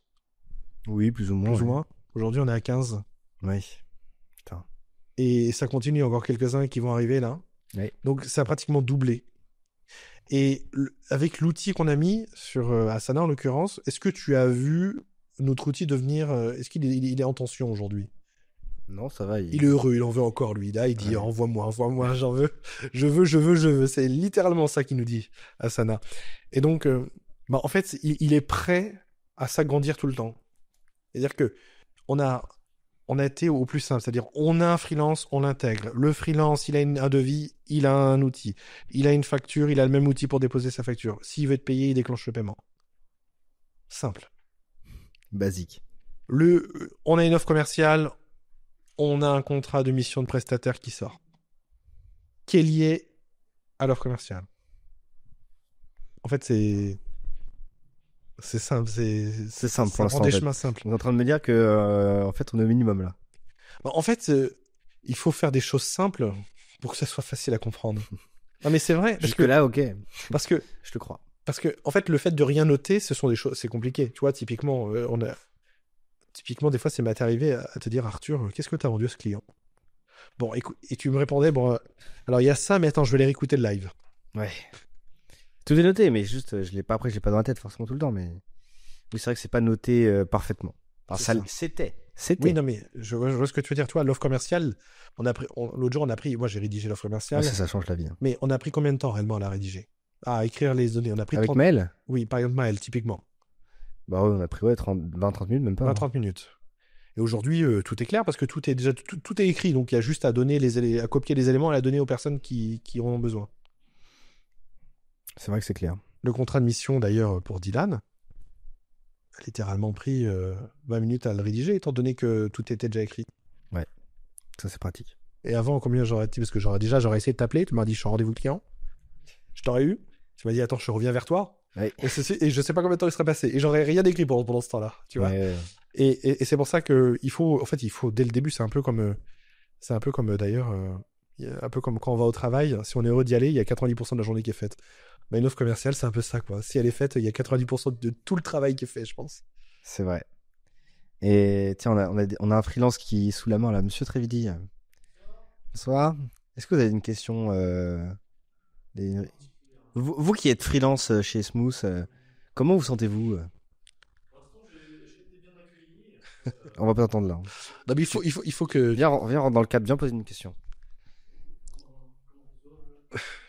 Non mais t'as bien... T'es beau. Ça pose pas de soucis. Bonsoir. Pierre Trévidi, enchanté. Prestataire vidéo, voilà. On va vous glisser une carte de visite. Enchanté. Quelle est ta question? Attends, je prends plutôt le micro. Quelle était la question? Moi, j'aimerais bien que tu nous fasses un petit retour sur comment un peu. En fait, toi, t'as connu Smooth avant Smooth. Moi, j'ai connu Arthur Valton, freelance, dès son début, puisque on était à peu près pareil. On s'est connus dans des réseaux business il y a 3-4 ans. Et Arthur Valton, entre-temps, a un peu explosé. C'est-à-dire que moi, je suis encore freelance pour l'instant. Lui, il a créé sa SAS. Il a maintenant une grosse agence avec 15 freelances et un super associé. Et du coup, ça a été la montée comme ça. Et donc j'ai vu le Arthur qui était un peu débordé de je travaille tout le temps mais en fait je suis pas efficace à bah putain il y a des outils partout maintenant. Donc moi c'est ça que j'ai vu de l'extérieur en tout cas. Et qu'est-ce que t'as vu de l'intérieur en tant que freelance, en tant qu'indé qui bosse avec nous régulièrement? Qu'est-ce que j'ai vu de l'intérieur? Est-ce que tu veux préciser ta question? Bah tu vois la dernière prestation qu'on a fait avec toi c'était avec Lucide. Ouais. Voilà, sur Lucide. Comment est-ce que tu t'es senti accompagné avec Alexandre, avec moi parce que tu bosses des fois seul. Est-ce que tu bosses avec d'autres agences? Je crois pas. Non. J'ai déjà bossé avec 2-3 agences, mais rapidement quoi. Comment tu t'es senti accompagné? Dis-le honnêtement. Hein. Tu vois, s'il y a eu des couacs, tu le dis. S'il y a eu des machins. En tout cas, on m'a transmis les informations sur ce qu'on devait faire. Et après moi je suis venu apporter ma vision créative plus technique sur la vidéo. En fait on va dire que le brand book ou la DA était assez clair. Donc après j'avais juste à poser des techniques dessus. Et donc on a fait ça, on a fait une journée de tournage avec Lucas, c'est très bien passé. Il a été ravi de faire ce tournage. Et t'étais là aussi pour guider sur les éléments de DA. Autant sur le tournage que sur le montage. Voilà. Sinon, sur qu'est-ce que tu veux savoir sur plutôt la gestion? Vas-y. On parle beaucoup. Enfin, quand on est une société, quand on est, on va dire par exemple, on est une entreprise, on se soucie beaucoup de l'expérience client, utilisateur, sur les outils qu'on va mettre à disposition pour que nos clients achètent. Et après, chez nous, on a aussi l'expérience client qui va être de comment ça se passe. Et là, il y a aussi une autre expérience qui existe, c'est l'expérience que je vais appeler l'expérience prestataire, qui est donc au-delà des missions qu'on te donne, l'expérience chez Smooth. Comment ça se passe? Quelle est la difficulté dans tout ce qui va... Parce qu'aujourd'hui, au-delà des missions, c'est plus une partie contractuelle, une partie administrative. Comment ça se passe de manière générale? Pour toi, est-ce que tu penses est-ce que c'est clair? Est-ce que c'est toi qui as connu l'avant, qui as bossé avec Arthur avant et qui bosse aujourd'hui avec Arthur maintenant? Est-ce que c'est plus difficile? Est-ce que c'est plus simple? Comme je le disais tout à l'heure, c'est beaucoup plus cadré maintenant. Non, toi, est-ce que ton expérience à toi, qu'est-ce que tu as ressenti après? Effectivement, ça c'est sûr, il y a plus de cadres, ça c'est certain, mais comment toi tu l'as vécu? Est-ce que ça a été une difficulté ou pas? Non, c'est pas vraiment une difficulté. Enfin, en fait, comme je disais, c'est plus cadré, mais ce que ça veut dire, c'est que surtout, t'as une direction à suivre et ça t'empêche de faire n'importe quoi dans tous les sens. C'est plutôt sur la partie administrative, tu vois, où avant c'était un peu à la one again, on t'appelle, machin, tu gères. Maintenant, théoriquement, t'es plus encadré sur la partie contractuelle des choses. C'est ça, hein, Alexandre? Oui, tout à fait. Je pas grand chose. En vrai, j'ai pas grand chose à dire par rapport à ça parce que ça a juste changé, les choses et non, c'est juste mieux cadré et c'est tout quoi. Je pense qu'on peut faire venir Aizen. Ouais, vas-y Aizen, allez. Parce que effectivement, Aizen, je me souviens d'un appel un soir où il me dit: est-ce que tu vas rester? Alors je savais pas si c'était parce que ça allait t'effrayer ou... Bonjour, bonsoir pour certains. J'espère que vous allez bien. Ils te répondront pas. C'est pas grave, j'ai l'habitude. Par exemple. Toi, Aizen, l'avantage aussi, c'est que tu es comme Pierre. Tu as connu Smooth avec Arthur et Arthur. Oui, et là, effectivement. Sans moi. Et là, je suis arrivé entre la passation, en fait, entre Arthur et toi. Ok. Et après, donc tu as connu tu as connu Arthur et Alexandre de chez Smooth. Un jour, un soir, tu m'as appelé, tu m'as posé la question si ça allait tout le temps comme ça, parce que j'étais beaucoup derrière toi. Et effectivement, alors beaucoup derrière toi. Certaines personnes vont penser qu'effectivement j'étais derrière toi dans le sens l'hyper contrôle. Pas vraiment, c'est pas ça. Le plus, c'était d'apporter du cadre, parce qu'effectivement, moi, je t'ai vu, je t'ai trouvé un peu comme un électron libre qui bougeait dans tous les sens, qui des fois se perdait éventuellement un peu dans ses missions. Mais effectivement, aujourd'hui, on a pris des temps ensemble pour tout ficeler. Et aujourd'hui, est-ce que tu peux parler de cette expérience entre tout, que ce soit effectivement du paiement, de la contractualisation, de la gestion des projets, de l'ensemble de tout ça, de tout ce que tu as envie de dire ou pas dire. Ouais, carrément. Bah déjà, ce qu'on peut constater, on peut faire un constat, c'est que quand je suis arrivé, il y avait quand même pas mal de choses assez floues. Tous les échanges se faisaient par WhatsApp. Il n'y avait pas vraiment de traces écrites. Et c'était assez compliqué de faire savoir une chose et de poser des questions, parce qu'il y avait un délai de réponse assez long. Et puis les choses n'étaient pas forcément très claires. L'arrivée d'Alexandre a permis justement de rendre tout ça beaucoup plus ordonné et concis, avec les bonnes informations au bon moment, ce qui fait qu'on n'a plus besoin de forcément poser des questions autant qu'avant. L'introduction de Asana, qui en l'occurrence pour moi très intéressante au niveau du paiement des freelances. Avant, c'était très compliqué de parler d'argent, en tout cas pour moi. Et aujourd'hui, en fait, il n'y a plus aucun problème. On envoie un devis, le devis est validé ou non, puis ensuite une facture, et puis c'est clair, en fait. Tout est écrit, toutes les traces, tout est écrit. C'est vrai que je me souviens de cet échange que j'avais eu avec toi. J'étais chez toi à ce moment-là, où je me dis, mais c'est marrant parce qu'on n'a jamais de facture d'Aizen. et j'appelle Aizen et je lui dis, ils envoient pas. Pourquoi? Il m'a dit, je sais pas où les envoyer, ou je sais plus qu'est-ce que tu m'as sorti, ou tu n'osais pas les envoyer, ou je sais pas trop quoi. Oui, et je me suis dit, tiens, elle est pas mal celle-là. C'est vrai qu'aujourd'hui, c'est un peu plus facile sur ça. Est-ce que pour toi, ce changement, ça a été une difficulté, ou est-ce que tu as senti une transition fluide? Alors la difficulté a été dans l'exigence supérieure, du coup. À laquelle il faut s'adapter, mais qui est du coup très intéressante et très formatrice aussi. Alors la question était... La question c'était, est-ce que le changement a été compliqué? Est-ce que tu as senti un accompagnement? Est-ce que tu as senti que ce changement a été fluide? C'est-à-dire, est-ce que ça a été une marche pour toi, ou est-ce que ça a été naturel? Le changement était très très fluide. Il n'y avait pas de problème à ce niveau-là, pour ma part. Il y a un truc d'ailleurs qu'on n'a pas dit, Arthur, c'est que quand je suis arrivé... Tu peux retourner bosser. Merci Aizen. Merci d'être venu. Un truc qu'on n'a pas dit, c'est que j'ai lancé une campagne d'entretien individuel avec toutes les personnes.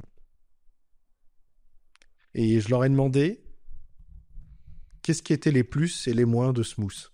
Quelles étaient leurs difficultés. J'ai pas eu de bilan là-dessus d'ailleurs. Bah si, je te l'ai passé. Bon je l'ai pas lu. Et il est accessible de toute manière sur le Drive. Quels étaient les plus et les moins pour Smooth, et qu'est-ce que eux voulaient, qu'est-ce qu'ils attendaient de nous, et ça j'ai pris le temps, j'ai fait une semaine d'entretien avec tout le monde, et en fait à chaque fois ce que j'avais remarqué c'était de la simplicité ou du cadre ou de la clarté sur certains sujets. Et c'est vrai qu'on s'est dit la dernière fois, ça serait bien que je le refasse 6 mois après. Oui.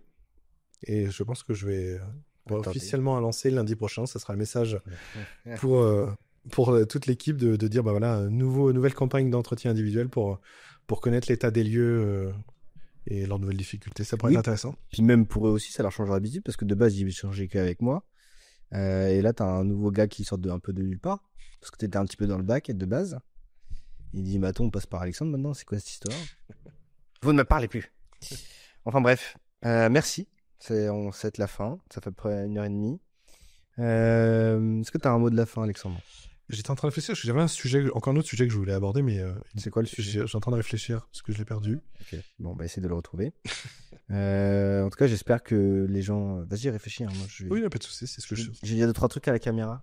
Déjà, merci d'être resté jusqu'à la fin, en tout cas jusque-là encore dans la vidéo.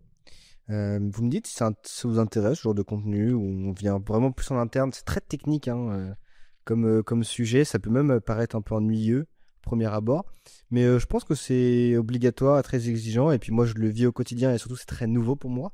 Parce que moi, j'ai vu que je suis un profil très créatif et que je fonce et que je me prends pas trop la tête avec ça alors qu'il faudrait.